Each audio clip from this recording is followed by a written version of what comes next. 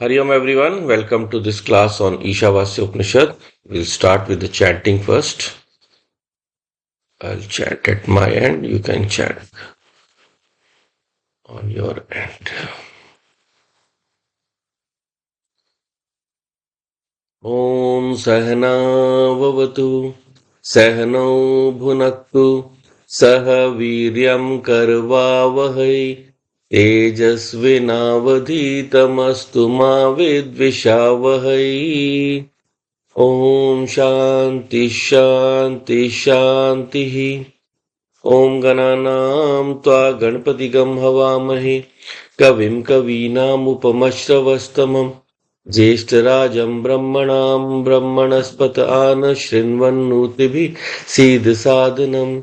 Om Shri Mahaganpataye Namaha Saraswati Namastubhyam Varade Kamarupini Vidyarambham Karishyami Siddhir Bhavatu Me Sada.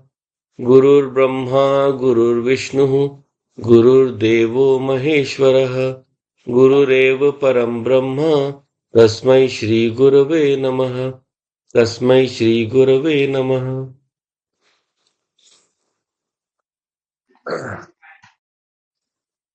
And we'll chant the Shanti mantra of this Upanishad also. Om Purnamadav Purnamidam Purnat Purnamudachyate Purnasya Purnamadaya Purnameva Vashishyate. Om Shanti Shanti Shanti. So we were looking at the mantras. Second we are looking at. Just chant that also and then we'll chant the third one.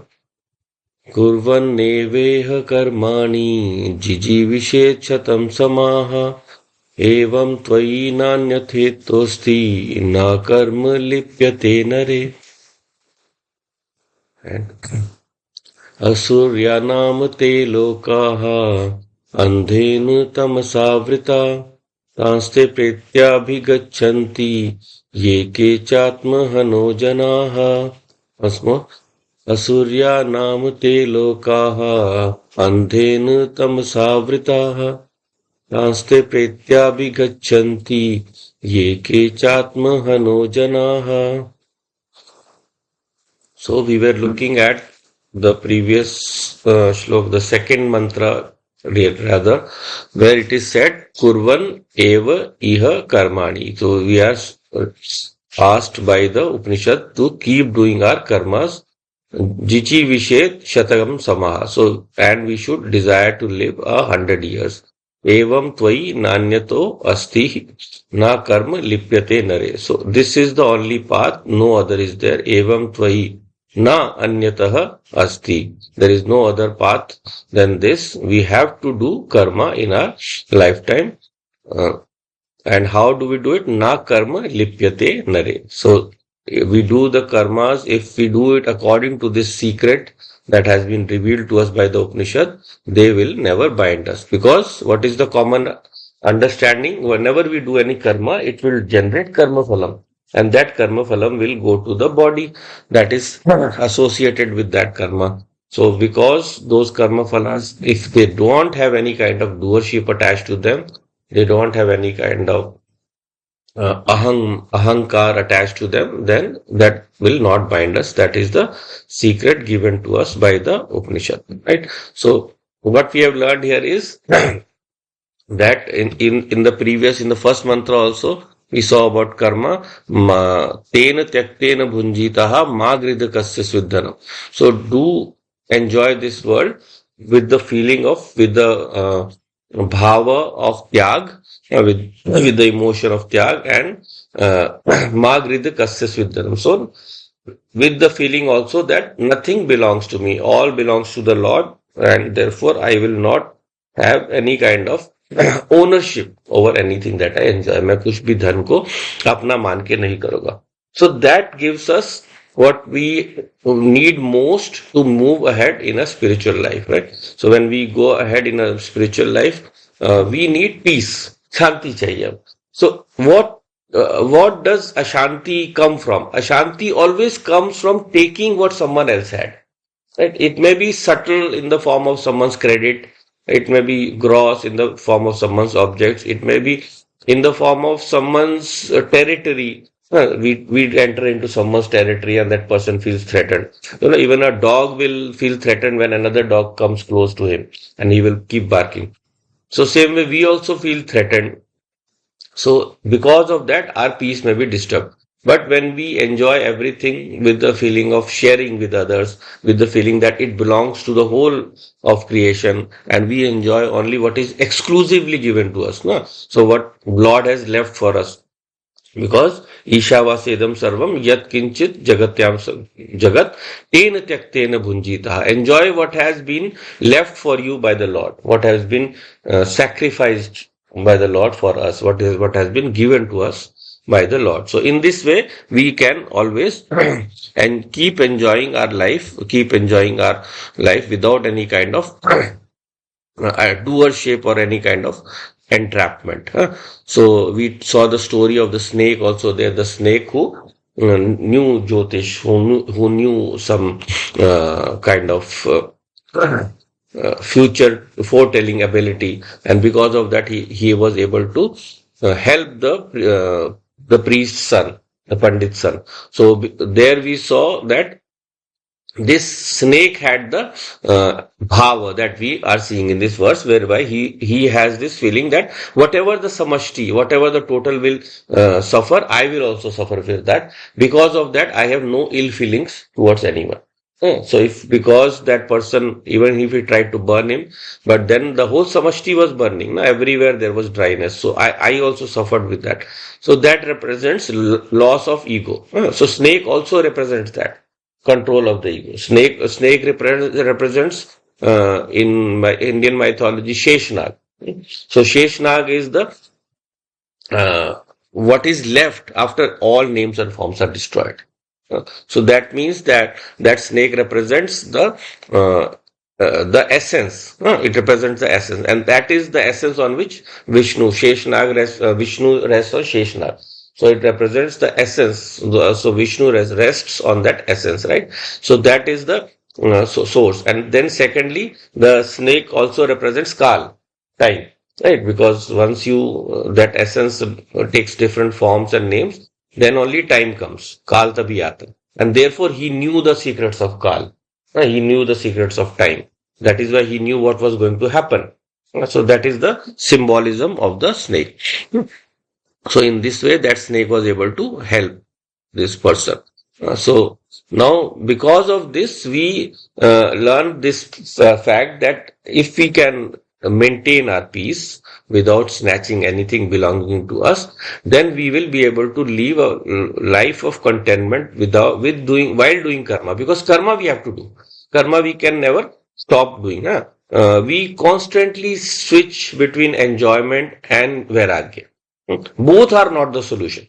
Vairagya is the solution in the true sense that you have to remove worship of anything, remove ownership of anything in that sense. But giving up everything, and if you go away from everything, it will again catch up with you. So you can't do that. Even in the Gita, Bhagwan Krishna, he shares this same secret with Arjuna. So I'll just share that part with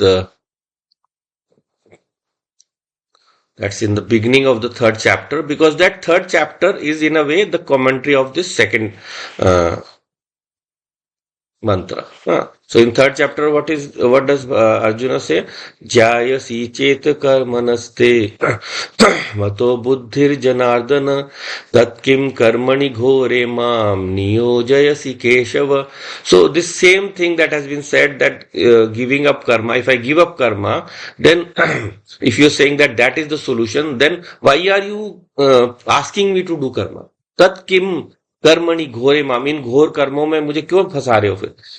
If the way out is vairagya, so then He also accuses him of confusing him. Vyamishreneva vakyena buddhim mohayasiva me tadekam vada nischatya yena shreyoham apnuyam. So why are you confusing my intellect with these mixed sentences? Vyamishrena vakyena buddhim mohaya siva me. Why are you putting my buddhi in moha? Tadekam vada nischitya. Give me one decision. What should I do? Should I do karma or should I not? Yena shreyo aham apnuyam. What will be my for my good? मेरे श्रेय के लिए जो होगा. So that is what. So what does Bhagwan say? लोकेस्मिन् द्विधा निष्ठा पुरा प्रोक्ता मया नघः ज्ञान योग्येन सांख्यानाम कर्म योगेन योगिनाम. So there in the world there are two kinds of paths.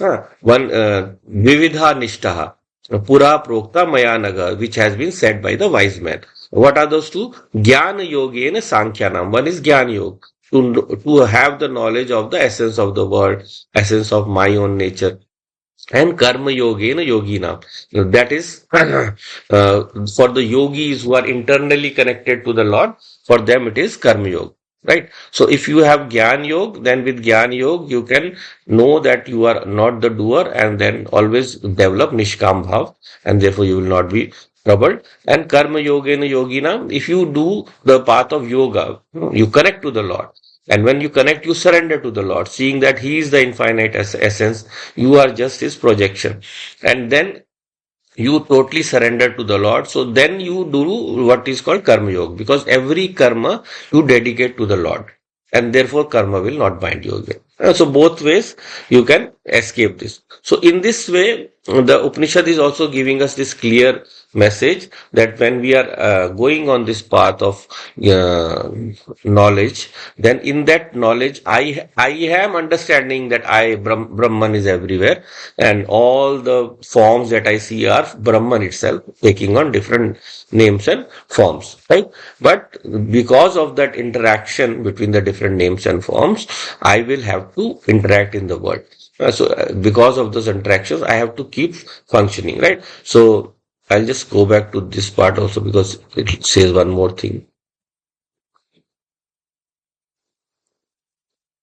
He said, Na karmanam arambhat naiskarmya purushoshnute na cha sannyas na deva siddhim samadhi gacchati. He says that man na karmana anarambha, without doing karma, man cannot survive. So na cha sannyas na deva siddhim samagicchati. So it is only that nishkamta, this non-worship, that can take us to this yoga nishtha, take us to that samadhi, take us to that feeling of connection, where the doing of karma which is necessary will still not trap us. So then once more, then later, nahi kaschit kshanamapi jatu tishtati akarmakrit. Karyate hi vasha karma sarva prakriti gune. So for even 1 second, man cannot remain without doing action. Without doing karma, he cannot remain. So therefore, because we are all bound, our bodies are bound by our gunas, guna and swabhav. So we are all bound by that. Therefore, we have to do our karmas according to guna and karma, guna and swabhava, and then we will not be able to, will not be trapped into any kind of rebirth. So therefore, and Bhagwan gives the method also, कर्मेन्द्रियाणि संयम्य य आस्ते मनसा स्मरण इंद्रियार्थान विमूढ़ात्मा मिथ्याचार so uchyate. So the person who controls his sense organs, that person only can survive. The one who doesn't control, he is a mithyachari. He is just fooling others and himself also. He is fooling others and himself also by keeping on doing karma while being attached to them. So therefore, in this way, the Upanishad has given us the method of moving past this, right? So our Vedic system also teaches us every step of the way. So like we saw in the last class also, that we have this Nitya Karma, Naimittik Karma. So Nitya Karma, we have to do something whereby we show our gratitude towards nature. So the first one is we do the Bali Vaishvadev Yajna. So Bali Vaishvadev Yajna. So there what is done is The ladies usually do it, but anyone can do it. It's not necessary. So there they do the five ahuti. Each of them represents one of the debts that we have to pay to the universe, right? And therefore we put forward our bhava or our feeling that we are willing to pay those debts. Right, so we light a small fire. It can be in the yajna, small havan kund, or you can take a small vessel of any kind, put it on the fire when you first light it in the morning. And then actually now we light it. Earlier it was not that way. Earlier the fire used to remain always lit. कभी बुझाते ही नहीं थे. It used to be always lit. And from that fire the yagni used to be taken. So we'll come to that concept. So the fire was always burning, and it was said that in a household where the those days, no, even lighting the fire was not easy. So therefore it was kept on, and once the fire went out, the rule was that we have to do some prashchit and also get the fire from some other household जो उसको maintain कर रहा है. So that is how it was supposed to be continuous. So continuity रहनी चाहिए. So there in that fire, you do the morning havan where we give five ahutis. So first we take some havan samagri, or we make a ball of whatever food we have. It can be just some rice, or it can be atta. We can make small balls of atta, and then we offer the ahuti. So what is the first ahuti? Om Brahmanebhya Swaha Idam Brahmanebhya Idam Namama. So Brahmanebhya Swaha represents I offer my ahuti towards Brahman, to the Brahmins, or to the givers of knowledge, or I offer my willingness to learn knowledge and learn the Vedic knowledge. So that is the first ahuti that is given, so that I can complete my Rishi Rina, my Rina to the Rishis of old who have given us this knowledge. So I should also study the scriptures. So that is the first ahuti. Then the second ahuti is Om Devepya Namaha. So all the divine forces, all the universe is running through divine forces. They all run through us individually also, but in us, the divine forces are in their least potential, and in the universe, they are at their total potential. Like we saw in Tattvabodha also, if the sun god is the seeing power behind the eyes, so Surya Devta is the Devta of the seeing power. So through us, only a small portion of that power is working, but the total potential, the seeing power of all the eyes, that represents Devta. That is called Devta. Right? So in this way, all the devas are constantly helping us in everything that we do. If their help was not there, nothing would move according to our wishes. So we offer the second ahuti to Om Devebhya Swaha. And Idam Devebhya Idam Namama is always, that shows that I am offering this. This offering too is being done by the devtas. The same way in the first one also. That I am not taking doership of this action. So again, this is Nishkam Karma. So the Nishkam Karma is being brought here. So Idam Devebhya Idam Namama. Then the third one is Om Pitribhya Swaha, to our forefathers or our ancestors, because all the rules and regulations, all our society, how it should run, that has come from Pitars. In Vedic sense, Pitar actually means our Pur Sadhana. Whatever we are earlier sadhana, we invoke that sadhana so that it will continue within us as we move in the path of spirituality. But in the physical sense, it means our pitars, our forefathers. So we offer them so that we may continue their traditions, right? Because that is also a rinam. They expect that we will continue those traditions, because those traditions have been built with a lifetime of knowledge, and that with very multiple lifetimes of knowledge, and they are all tried and tested means whereby the society remains one cohesive unit. So therefore, this third ahuti. Then fourth is Om Narebhya Swaha, to all the people around us. So first, it is also meant for the guests. So it is also sometimes said Om Atithibhya Swaha, or it is said Om Narebhya Swaha, Idam Narebhya, Idam Namama. So that represents our dedication towards the people around us. We be kind to people. Whenever someone comes to our house, we treat that guest with the best of food, offer him the best of things and take care of him, right? And also, same way, interact with everyone that we meet in a nice and pleasant manner, talk to people nicely, respond to them, help them when they need any help. So that is built into our daily routine. So it's not just the ahuti, it has to be carried forward into the rest of the day. हाँ? ऐसे नहीं है डाल के चले गए हो गया काम. It's not that you just put that and your job is done.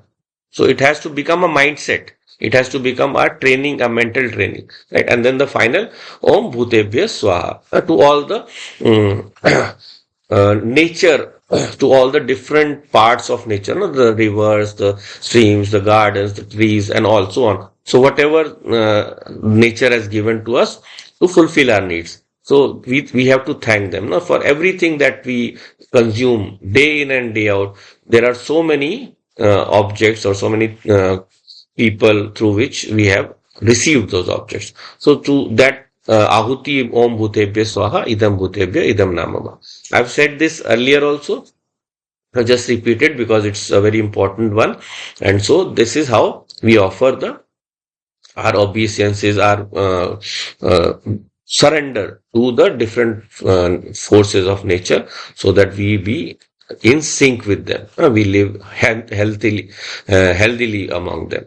Then second one is then after that the second Agni is the Avani Agni. So there usually the male members of the house with the wife sitting on the left side, they do the morning Agnihotra. So Agnihotra is a very detailed havan. It takes about 1 hour to do the full process. But Shruti has also given us very shortcut, small shortcut also. So you can do the shortcut also. This also, if the man is not there, women can also do. There is no such rule that you cannot. Right? So from there, what you do, you take a part of the annam, the food that you have for your daily use or you have brought for your monthly use. Keep a part of it aside and use that for the ahutis there. So for you do 2 ahutis. So first ahuti is Om Suryaya Swaha Idam Suryaya Idam Namama. And the second ahuti is Om Prajapate Swaha Idam Prajapate Idam Namama. Right? So that is in the morning. In the evening, you replace the Surya ahuti because the sun has gone down. So Agni is there. So you do the first ahuti to Om Agnaya Swaha Idam Agnaya Idam Namama. Right? So this is the second. Is same. Huh? Second is same Prajapati. Prajapati. So this is the second Agni, right? So there are 5 Agnis that I'll cover in the Panchagni sadhana later on. So these are the 2 main ones you have to look at in the morning or is a part of your Nitya Karma.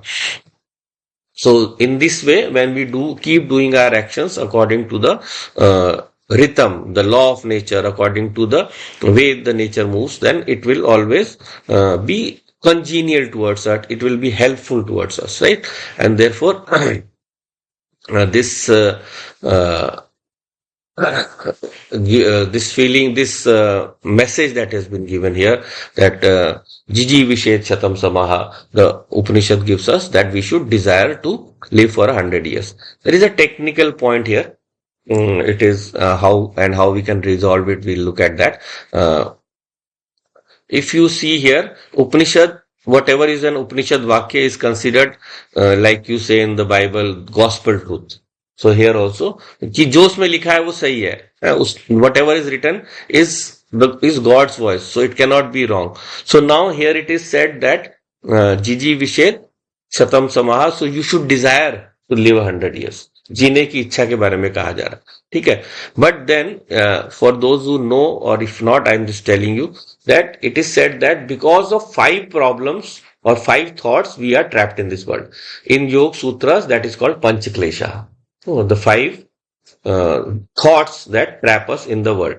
So what are those 5 thoughts that trap us in the world? So the Panch Kleshaha that are given in the Yoga Sutras is Avidya, Asmita, Rag, Dvesh and Abhinivesh. So Avidya, Asmita, Rag, Dvesh and Abhinivesh. So we are trapped in the world because of avidya or ignorance of our true nature. Then asmita, ownership of everything. This is mine, asmita. Then rag, are attachments to objects, dvesh are aversions or hatred, and then abhinivesh. Abhinivesh means fear of death. So this is also been written by a rishi. Vyas Muni is a rishi, and he is saying that fear of death is a klesh. Hmm. But here the Upanishad is saying that we should desire to live, right? So it is solved by the wise commentators of the sutras, that they tell us that uh, that in it is said that there should not be fear of death. Abhinivesh, we should give up this fear of death. But Upanishad is saying that we should desire to live, and it is not about not dying, but it is to lead my life in the best way possible. That is the solution. That is what is given in the translations and in the commentaries, right? So therefore, the Upanishad is telling us, Jiji Vishe Chatam Sama, always be ready to live out the full scope of life. Don't run away from life. यही कहने का मतलब है कि we do not run away, and if death comes, then death is treated as a normal course of thing, as moving from a lower plane to a higher plane. So fear is removed naturally. I am moving to my higher nature. I am no longer going to be trapped in this world. So because of my previous ignorance, I came here, but now I have to move past it. So therefore, the Upanishad has so far taught us, follow dharma fully with all the nitya namitik karma, and stick to dharma. Always do dharmic karmas, because if you do adharmic karmas, then again we'll get trapped, right? So we saw the different kinds of karmas, that nitya karma, namitik karma. In the middle is kamya karma, and then prayaschit and nishiddha karma, or you can say Nishid first and then Prayashchit. So we don't do the Nishid karma or whatever has been told by Shastra not to do. We do Prayashchit when we have done some Nishid karma by mistake or even maybe knowingly, so as to overcome the effects of that. But Kamya karma we have to reduce. Kamya karma we have to reduce, but we have to also be dharmic in our approach, so that we never suffer any kind of negative impact. When we are adharmic, we are snatching someone's wealth. Magrid kasat chuddhanam. I am snatching someone else's wealth, and as I said, that will cause us to lose our own peace. हमारी अपनी शांति को खोएंगे. So therefore, when I move into this path, I have to give up all kinds of control. So I have to stick to dharma. So much stress has been given in our shastras and in our different stories of wise people, strong people, even kings and queens who are stuck to dharma at all costs. You heard the story of Raja Harishchandra. So he also stuck to his position of truth in all circumstances. Or if I don't know if you've heard the story of Rani Ahilyabai. So there Ahilyabai, after doing a lot of dharmic karmas or a lot of yagyas, she finally got a son. She and her husband. And then what happened was that this son, it was found he was not of a good nature. And then it came to the mother's notice that the son has done some things for which a common person will immediately be sentenced to death. So what did she do? She sentenced her son to death. She sentenced that he be stomped upon by an elephant and killed. And the son died. And because for her dharma comes first. So she killed her son, or she ordered the killing of her son. And then later she cried. She cried for months on end, because she said, that was my duty as a queen. This is my duty as a mother. This is my emotion as a mother. Right? So there have been so many of us, so many people in our tradition who have shown us by example that we should stick to dharma no matter what the cost. No matter what the cost. Because this life is temporary. We are higher beings. We are Atma. So we have to stick to that nature of ours. In the world, we have to stick to dharma no matter what, because that is going to maintain the order of the universe. And we are all beings within that order. So if we spoil that order, who will suffer? Ultimately, all of us. So ultimately, all of us will have to suffer. So we'll go to the next verse now. Very beautiful verse and very beautiful mantra.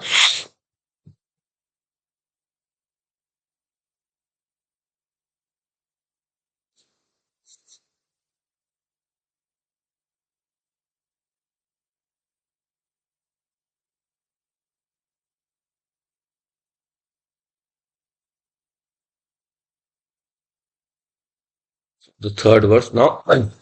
Asurya नाम ते लोका अंधेन तमसावृता कांस्ते प्रेत्याभिगच्छन्ति ये केच आत्मनो janaha. So Asurya नाम te lokaha. So now here is being said what will be the gati, or what will be the what will be the end position of those people who do not follow this right path, who do not follow this right path. So where will they go? Asurya namate loka. They will go to the sunless worlds, the dark worlds. We'll discuss more of this word also. So they will go to the dark worlds, Asurya namate loka. Who will go there? Andhe. What are those kind of lokas? Andhena tamasavrita. They are lokas of blind darkness. The highest kind of darkness. Tanste pretyabhi gachanti. So there those will go in the pretyoni, after dying, after the body is left, pretya, after the body has been left. Ye kecho atma hanojana, the ones who are killers of the self. Atma hano janaha, those who are killers of the self. So it's a very unique verse. The meaning has to be delved into before we can truly understand this. So here the key word is Atma Hano Janaha. So those who have killed their soul. That means basically what? Like Shankaracharya Bhagwan also has given in the Bhashya, that the killer of the self is the one who doesn't know the nature of the self. So for him, the knowledge of the self will not be of any use. Right? So the one who doesn't have self-knowledge, he is also a killer of the self. Right? You can understand this with a simple example. Like if there is a fruit in your house, you can go where it is placed, you can go and eat it and enjoy it, and it will fill your stomach, right? That now what will happen is, let us say that I am at home, my wife is not here, she has kept something for me to eat at some place where I don't know, and I am not able to contact her also. So for me, will that food be useful? No, I will not be able to use it ना, तो मेरे काम ही नहीं आएगा, because it's not there, so I will end up wasting that food. So therefore, what is if something is available and if it is known to me, then only it will be useful for me. Same way, Atma Gyan also will be useful to me if it is known. Otherwise, for me, it is like killing. It is like it is being not there at all. उसके नए हुए जैसा ही होना है. So those who go to these lokas, the lokas of darkness, who will go there? The one who do not follow the right path, the right path that is given in the first two verses. जो उसको follow करते हैं वो जाएंगे, जो नहीं करते हैं नहीं, वो इन लोकों में जाएंगे. Those who follow the right path, the path of knowledge, and through that they follow the path of right karma, they will be able to go to the higher lokas. Others one will go to the lower lokas. So here Shankaracharya Bhagwan does a strange kind of translation, because he is focusing mainly on Vairagya. So he is saying that Asurya means, he is giving it the sunless worlds as even Devlok.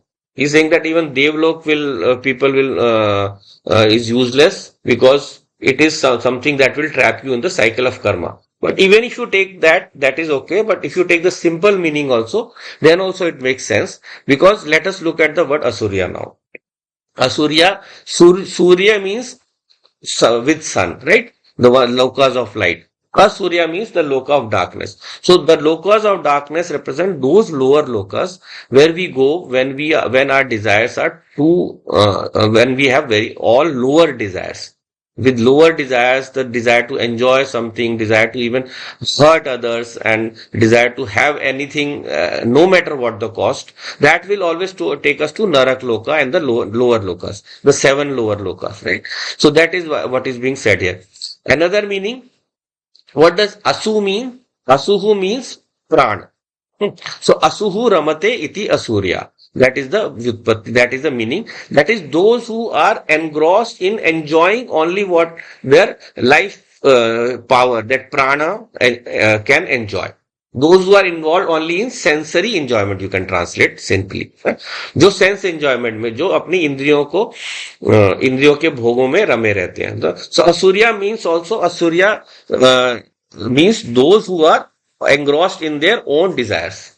So those people, they go to these lokas that are andhena tamasavrita, that they go to this dark lokas of the lower side, and transte pretya abhigachanti. So when they leave their body, pretya abhigachanti, then they go to this, because these people are without any knowledge. So they are here they are called Atma Hanojana. So if we can now divide, we can separate people into broadly four categories of people. So what are those four categories? The four categories are that first is the ones with Vairagya, and the ones without Vairagya. So with Vairagya also there are two kinds of people.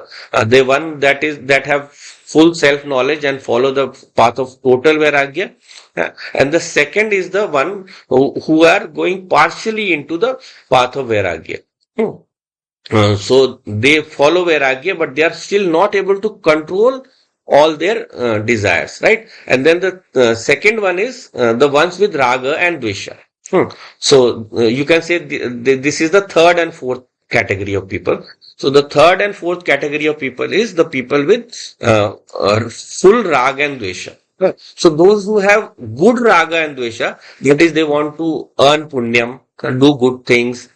So they have one another path, and those who have negative Raga and Dvesha, only thinking about themselves, not thinking about others.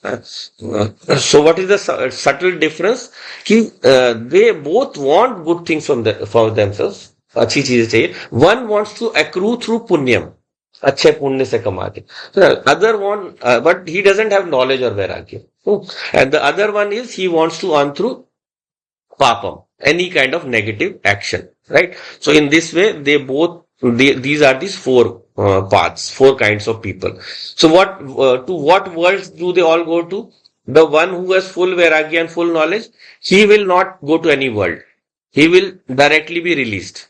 He will directly have moksha, because he is not going to be coming back to this world. Yes. Oh, sorry. Your hand on. My hand has been, maybe I clicked somewhere. Okay. So now, one is that category. They will directly go to release. They will have release here in this world only. So that is one category. Then the second category is the ones who have vairagya, but they have not fully applied it. So they have the basic knowledge that I am Atma. I must give up all my desires. I do not want to come to this world again. That much they are clear about. Yet the small desires keep cropping up, so they are not. So these people they are said to go by the Uttarayan mark. So they go to by Uttarayan mark to Brahmaloka, and there they are again taught Vedanta by Brahmaji, and from there they get released. So that is called Krama Mukti. In Mahabharata, Bhishma Pitama was waiting in the bed, because Uttarayan marg, to travel by that you have to go when the sun is on the northern side. So after the summer solstice to the winter solstice. So Uttarayan marg. So he waited for that time. So it is said that those who die in that period, they go on that marg. So that is how usually our Shastras tell us about how our desires will lead us to our time of death. Our desires will lead us to our time of death. So though they travel by Uttarayan Marga, the ones with Vairagya, but not complete. So they will travel by this Uttarayan Marg, and they will go to that highest loka, Brahma Loka, where they will finally get release after some time, after learning about the true knowledge and attaining total Vairagya over there. So that is the second category. Then what about the third one? The one who do punyam. So they will go by what is called Dakshinayan marg. They will go by the Dakshinayan marg. So they have done good karmas, they have done good punyam. So they will go towards what we call the Chandrayan marg, Chandra marg. Or Dakshinayan marg. So they go to Chandra Loka, the Loka where the mind enjoys all the fruits of its good deeds, or you can say in common language, heaven. And they go to Swarg Loka. So they will go to Swarg Loka, they will enjoy there good punyams, and then after the good punyam has been exhausted, Shine Punye Martya Lokam Vishanti, Gita says. So in the Gita it is said that those who think that good karmas can release them, they are mistaken. Only good karmas will take you to a higher loka, but once your good karmas, good fruits have exhausted, you will have to come back again to this earth and be born again. So this is the third category, right? And then the fourth category is represented by the those people who are very, very selfish minded, who just want to enjoy everything on their own, who just want to accrue whatever they earn through their hard work, they want to keep for themselves. They feel pain or any kind of irritation when someone even tries to take something that they have. So they will be in that category. So they will not even go to Swarga or anywhere.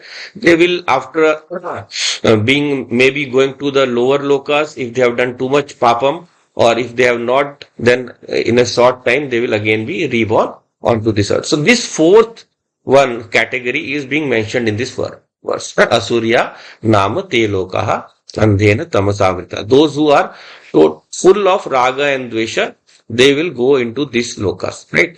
So now if we can see the understanding of this, we have the essence of this teaching is that there is a higher loka. The highest is Swarg loka, where we go to, where the we bear the fruits of our good deeds, right? So that is the highest loka. So there it is said that there is in the Chandogya Upanishad as well as in the Mundak Upanishad, there is this Panchagni Vidya. So as I said, I will talk to you about it. This is here where it comes in. So it represents the 5 fires. So in those 5 fires, what is the first fire? First fire is said to be Dhyulok, Swarglok. So Swarglok represents where all my karmas are known at the macro level, and then according to that I am being given a chance to be born again on this earth, and it will decide the kind of body and everything else will be known to me, right? So therefore that is the first Agni. Then the second Agni is said to be Parjanya, the clouds. So whatever the Jiva is supposed to go, wherever he is supposed to go, it is the clouds who will carry him through the rain to the earth. So that is cloud is the second Agni. And that is the second fire into which the Jiva enters. First fire is where the Jiva enters is Dhulok, Swarglok. Second fire is Parjanya. So there in the Dhulok, the Ahuti is given by the Jiva in the form of knowledge of his karmas, all of his karmas. Right? And in the second fire, the Ahuti is given of his desire where he wants to get birth. So that cloud will then, it is said, carry that Jiva towards the earth. The earth is said to be the third fire. Earth is said to be the third Agni. So therefore this third, through this third Agni, it will be brought here on this earth, where it will enter the earth, and it will be able to enter any kind of plant as the seed. As the seed, he will enter into the seed, or as food, annam. So anna here is the ahuti. Sorry, here water, parjanya say varsha. So varsha, the water is the ahuti that is entering the agni, and from that the phalam is, the fruit is coming in the form of the anna. So there, and this annam then is eaten by the man, a person. So there the person eats the food, and so this Jivatma enters that person through that food. So therefore that Purusha is the fourth Agni. The individual Purusha, not the total Purusha. Right? So that fourth Agni represents that Purusha. So here the Jiva enters into the man's body, where he gives him what is called Virya, vigor, energy. And from there, this Virya enters into the woman. So the woman, or Yoshit, it is said, the word is used, the woman is the fifth Agni. So there, Virya is the Ahuti, and then from that the Jeev finally takes up the body. So here, what is the lesson to be learned? It is not some weird creation that Jiva is coming. What he's saying is that everything from the level of the highest level where something is conceived to the lowest level where it finally takes fruit is connected. The whole universe is interconnected in a series of uh, connections from top to bottom. And all those connections can be known by the person who meditates with this Panchagni sadhana. So anyone who meditates on the jiva as first being conceptualized in the in the Dhyuloka, in the Swargloka, and then entering through Parjanya into the rain, and then from to the rain into the seed, and then to the man, and then to the woman, that person will know the whole past, present, and future of any being who has come on earth. One who does this sadhana, right? So that is why this Panchagni sadhana is taught, and that in that you learn the interconnectedness of nature. Everything is interconnected, and it is not just about a person being born, huh? It is about every event that is happening here on earth. जो कुछ भी हो रहा है वो वहां से connect होके आ रहा है. From in Dhyulok is the samskara of every event. हर चीज का संस्कार है. That samskara through the divine powers it comes to the earth and then it reaches the person. So everything that we are doing is guided from that samskara that is coming from the highest Swargloka. That is why it is said all the thoughts that come into our mind, they come from the divine mind only. Hiranyagarbha, from the total mind. It is he who gives us all the sankalpas. After that we may create the mess. After that we impose our own ego on that sankalpa which has come from the divine Lord. If we follow that sankalpa, we follow that thought that has been coming to us from that divine mind, then that thought will always take us towards a higher spiritual state. But if we try to impose our own ego, then we do enter into doership, kartritvam. And with kartritvam comes bhoktritvam. I am the do. The difference between that. Hmm? But this is the sankalpa from the ego, or this is the sankalpa Yeah. coming from the God directly. Yeah. So when any thought comes to you, whenever you are thinking about doing something, that first thought will come and it will tell me what to do now, today, later, whatever. There will always be a thought, and for that I should be connected internally. I should meditate and look at that thought. Now, where is it coming from? And then I obey that thought and do whatever that thought is telling me. So then, but while doing it, I should always have the vision ki that thought has come from God. God has given me that sankalpa. And so I should do to the best of my ability. But if I start thinking, I want to do this, I am the doer, then I will start finding faults. ये काम होगा, नहीं होगा, ठीक से होगा कि नहीं होगा, इसका फल मिलेगा कि नहीं मिलेगा. So whether I'll get a fruit for this, whether it will, then that is our own ego troubling us, right? So whatever, yes, Swarupa. Sir, I was saying that in case if somebody like has some wrong intentions, then that can be also justified, no, by saying that it is coming from like वहां से आ रहा है. So wrong intention again, it cannot come from there because then I'm disturbing the balance of nature, right? So nature will not ask you to disturb its own balance. So if there is some wrong intention, that it cannot come from there. And always remember what is wrong intention. Analyze that also. उसको भी समझ लेते हैं. Wrong intention is to snatch something from someone or harm someone. So if it is that, then I am naturally creating the separation. मैं अलग वो अलग, है ना? I'm creating this duality. So with the right knowledge, I see everyone as an extension of the same Atma. That is the Panchagni Vidya. कि एक ही आत्मा उस सभी शरीरों से कार्य कर रही है. So there no wrong intention will come, right? But if wrong intention is coming, that means that that is coming from wrong knowledge. So therefore, anything that is going against the divine order, you can again test. What I gave you another test earlier. What is the test? What would you like? Would you do that to yourself? क्या खुद के लिए करोगे? नहीं करोगे. There is your answer. So there is your answer that you will not. Whatever you are thinking of doing to someone else, you should not do. If you don't want it to happen to you, then you shouldn't do to someone else. So that will tell you कि ये गलत है, ये नहीं करना. And then whatever is being told to you, follow it and put in your best effort to do whatever you want to do. Otherwise, you will be caught in your own ego about doership, and because we always do that. We always think, आज ये करना है, ये नहीं करके कुछ और कर लें. Let us do something else. Or if we are doing this, should I do it or not? If I do it, will I get the right result or not? Will I be able to do it properly? We have this, what we call,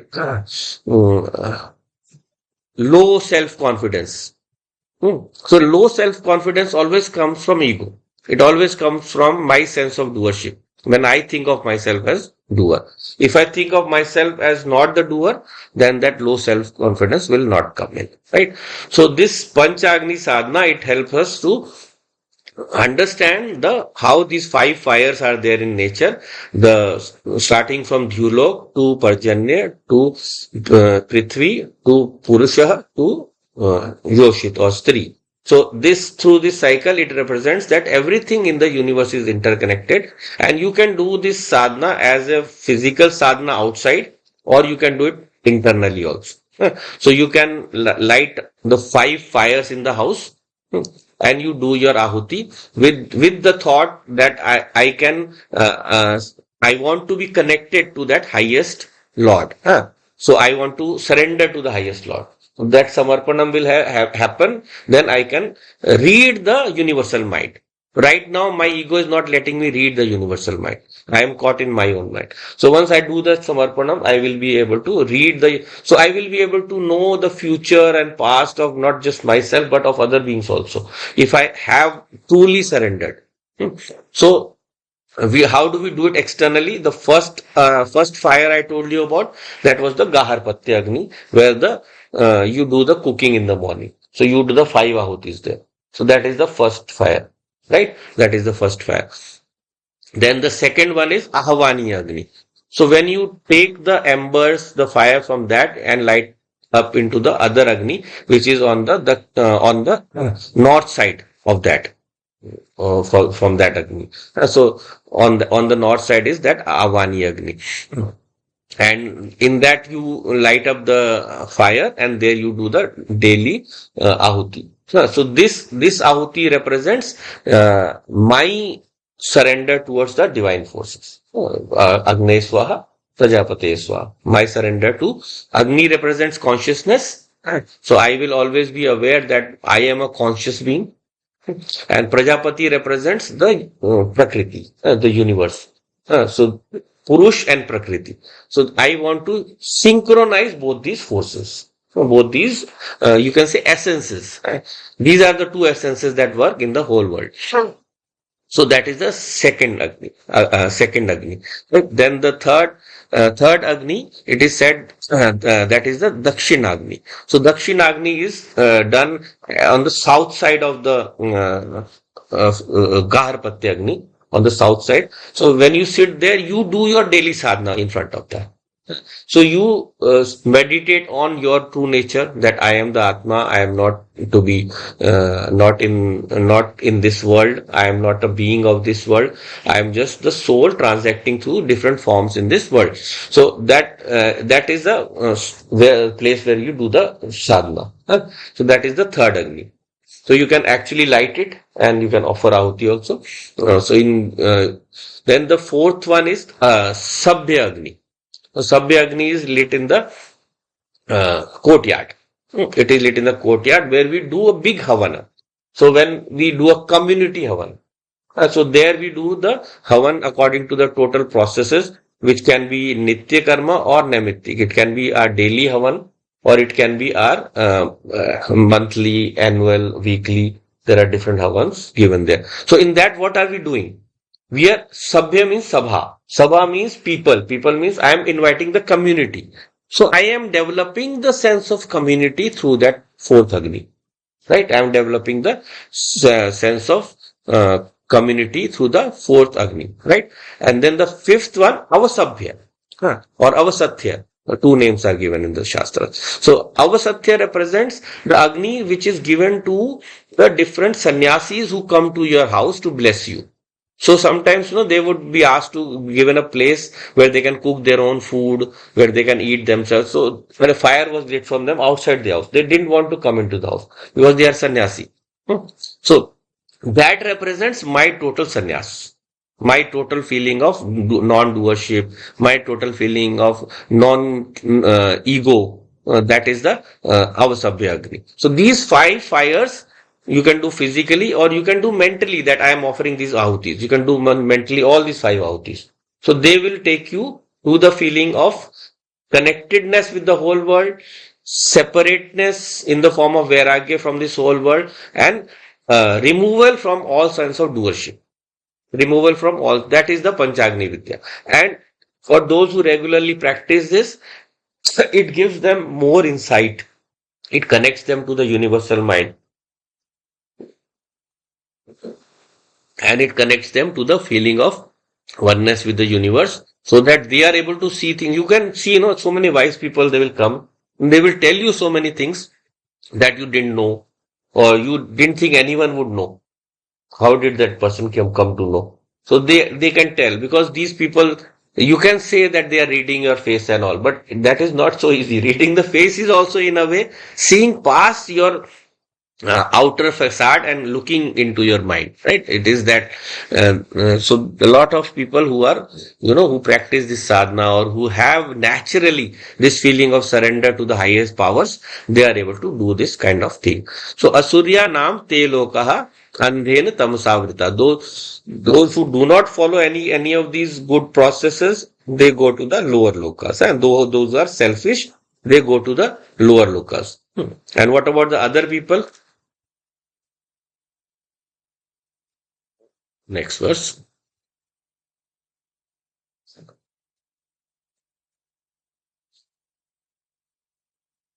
Nejatакam manaso javiyah nēnadeva apnuvan purvamarshad tadhavato anyannatyeti tishtat asminnapo matarishva dadati.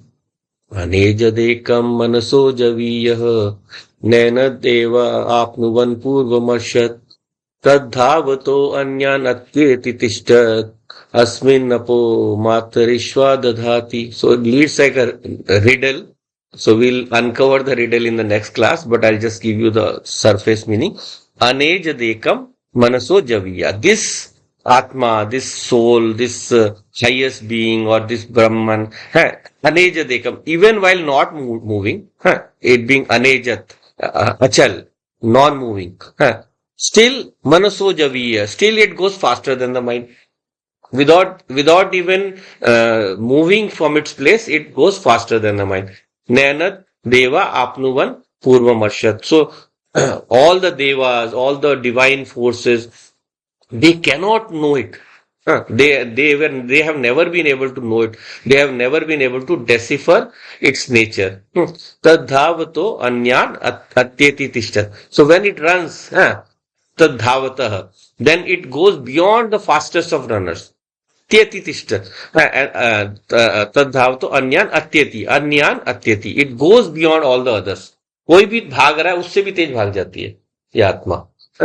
And then tishtat tasmin apo, and even while sitting in its own place, it can go beyond others. It can cross the others people.